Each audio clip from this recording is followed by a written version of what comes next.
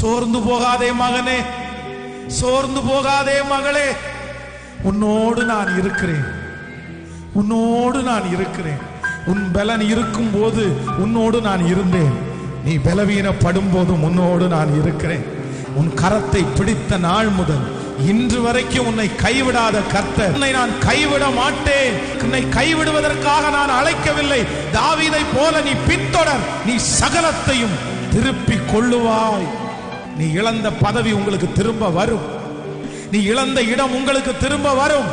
நீ எந்த ஸ்தானத்திலிருந்து தள்ளப்பட்டீர்களோ அந்த ஸ்தானத்தை கர்த்தர் இந்த மாதம் உங்களுக்கு தந்து அழகுபடுத்தி உங்களை ஜெயிக்க பண்ணி உங்களுக்கு அநேகருக்கு பிரயோஜனம் உள்ள கருவிகளாய் மாற்றுவேன் என்று கர்த்தர் வாக்கு கொடுக்கிறார்.